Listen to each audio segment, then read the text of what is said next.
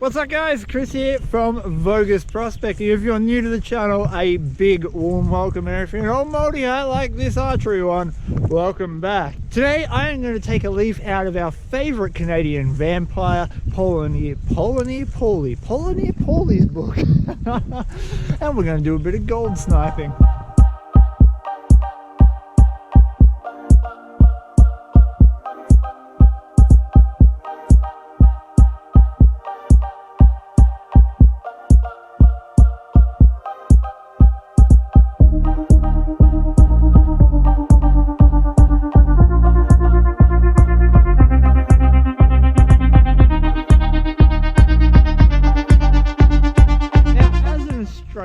Who's somewhat used to dealing with 45 centigrade temperatures every summer, this is quite cold, even though it's only 15 degrees, which Pioneer Paulie would be sweating in, I know. So I decided to take a little dose of concrete, harden up, get my wetsuit ready, and go for a snipe on this outstanding looking bit of bedrock.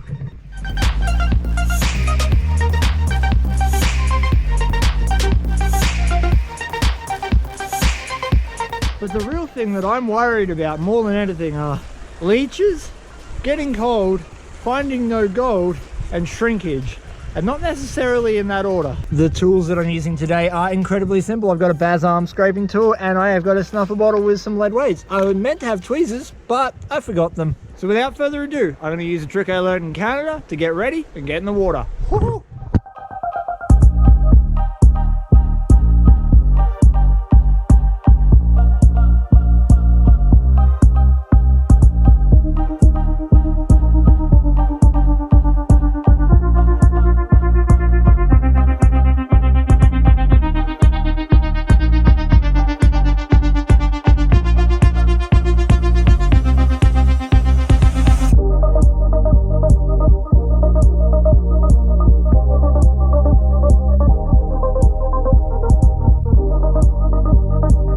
Now, I've only been sniping a few times before, and it was incredibly interesting to get your head under the water and see just the huge amount of crevices that were available. So whilst bouncing around from crevice to crevice, I was really looking for one in adequate depth of water. Most of the crevices were less than 20 centimeters deep, and that's not really snipeable because you can't get your tools in there and your face and everything else that you need to have underwater. So I was stuck with a limited amount of crevices that I could actually work. Eventually though, I found a few that started giving up some gold.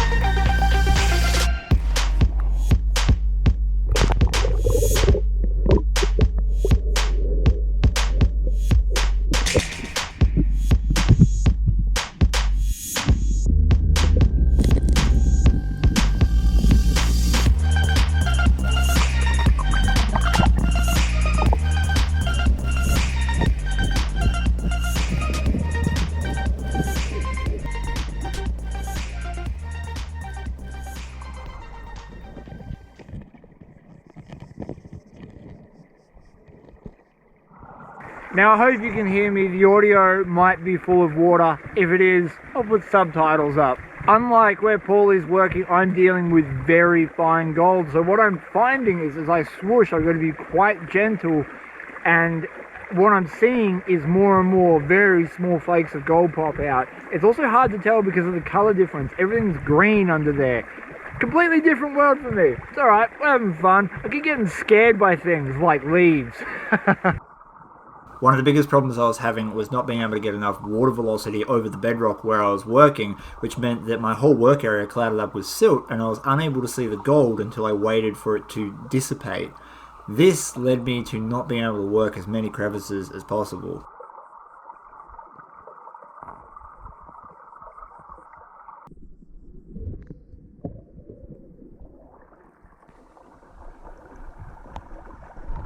The other problem I was having was the fine particle size of the gold. It was so small and so tiny that I had to spend a lot of time being very gentle to remove the overburden to uncover it.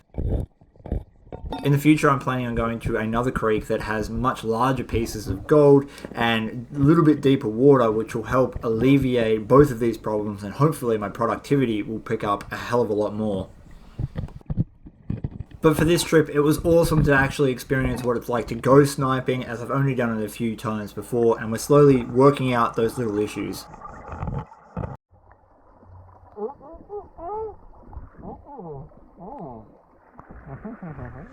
So I found a beautiful hard-packed crevice down in here,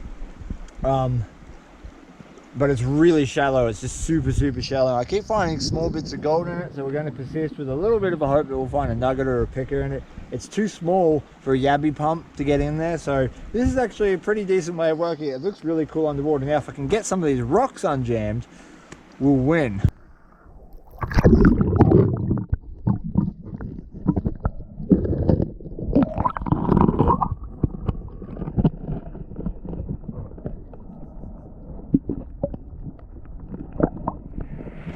Well, it has actually been several hours. I've done dozens of crevices and I've seen quite a lot of flower gold, but nothing substantial. And it was really difficult to even film some of these things simply because of how shallow or how silty the water was. So I'm going to have to come back and try again. I'm just going to keep honing my skills like any kind of prospecting. This is just about coming out here and you got to keep doing it to get better at it. I'm going to take you back home, empty out my stuff bottle and show you what I got for the day, and then we're going to open up a little bit of mail for our mail time segment. So I shall see you at home.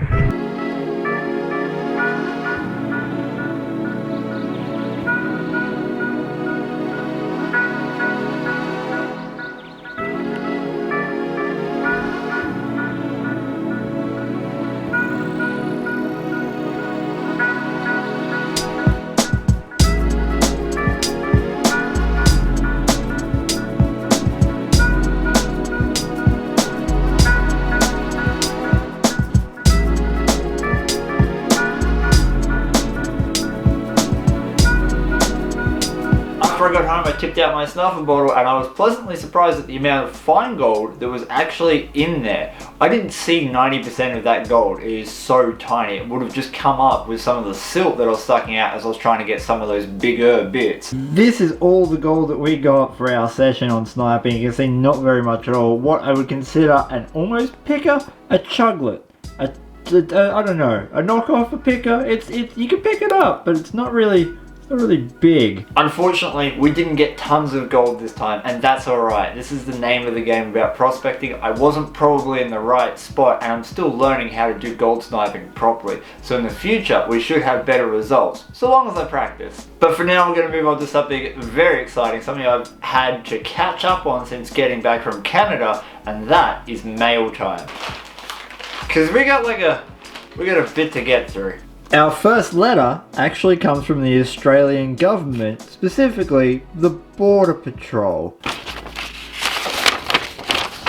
Now, if I pronounce your name wrong at any stage in this video, I do apologise. I'll do my absolute best. But this package was from John Bonder from the United States, and he sent me some meat dog treats, which I'm assuming were for Grizzly. Hopefully not for me. And I massively appreciate that, but the Australian government, they apparently have sent it back to you, so you should hopefully get that back soon. So thank you for the meat dog treats, John, and more importantly, thank you for this. I actually really like this letter. I've never expected to get anything this sort of official from the Australian government before. Now this envelope is from Melissa Stopes, and I know exactly what this is. Ooh, yeah. This is a certificate of appreciation from the Lana Rakuri. I will never get that name right unless someone actually tells me how to say it. Get that out of the way. Woo, there we go.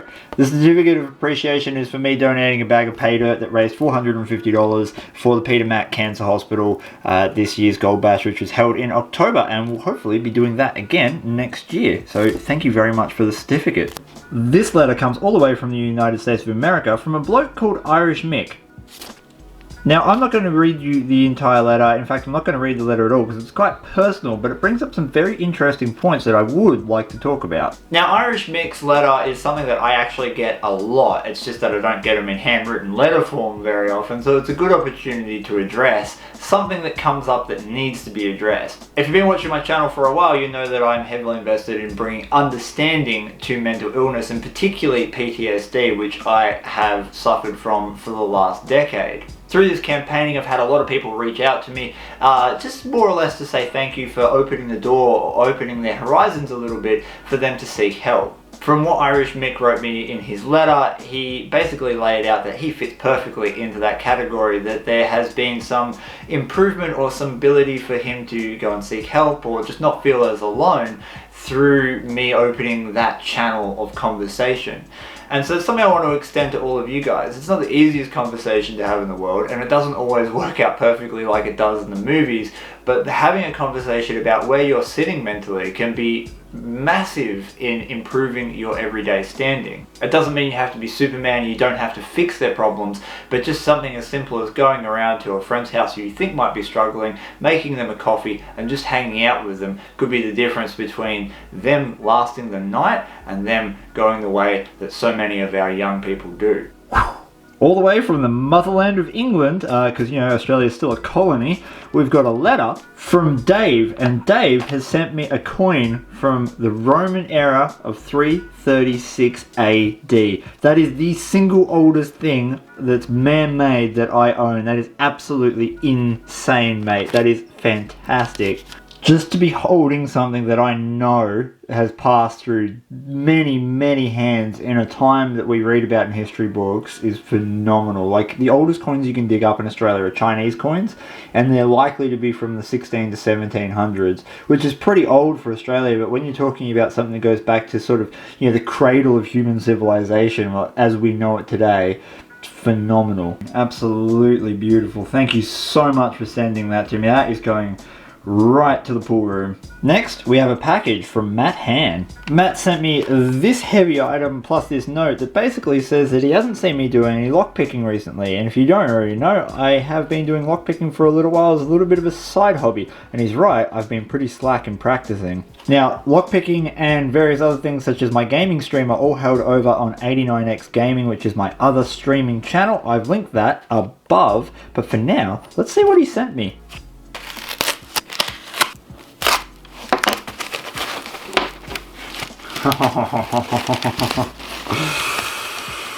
Oh, okay. Yeah, I could already feel the frustration setting in. So these are, essentially, for lack of a better term, challenge locks. And so challenge locks are basically things that will really hone your skills. Usually these sort of cylinders and that have security pins, and they're very, very difficult to pick, and they've got paracentric keyways and stuff, so you can see it's very hard to get any sort of tool up into that lock just because of the way that that keyway is designed. And this is the sort of thing that will challenge you and take you to the next level in lockpicking. So thank you so much, Matt. That is going to keep me busy as I was going to pick one of these, but I know for a fact that we'd be here for 4 hours with probably very little result. We've got one last package from John Hobor. Hobor? I think it's pronounced Hobor. He's got a YouTube channel, and I have linked that in the description below. He sent me a box. Ooh, with some sort of cup inside? Ha ha ha ha. Yes, nice. There you go. So there's his YouTube channel name. Hobbo's Gold? Hobbo's Gold. I'm going to call that Hobbo's Gold. That is a nice looking cup. Man, I should get cups. Cups look cool. Now, he actually makes smelting kits if you are interested in that, because I am going to get one of these smelting kits from him at some point in the near future so I can do a little bit of a gold bar pour. And that's one of his kits there on his cup. Nice. Thank you very much for that. And I mean, it wouldn't be right if I didn't. Well guys, thank you so much for watching this video. I hope you did enjoy the mail time segment. I'm going to go back and try and do a hell of a lot more sniping so I can get better and find a little bit more gold than what I found this time. If you haven't already, please check out my website because that's got all of my social media up on it, so you don't need a social media account to keep up to date with what's going on in Vo-Gus prospecting. My live stream channel is active almost every single day. That's 89X Gaming. That's linked above and in the description, so you can jump on board and chat to me live, one-on-one, well, one-on-50 sometimes. I've got a ton of videos coming out that have absolutely mental gold in them, from coarse chunks to the ultra fine flour gold that you've seen come out of the mustard gold pit. And I cannot wait to show you them, so please hit that little bell in the bottom corner so you don't miss out on any of them. Until next time, give your dog a pat for me. Peace, and I am out.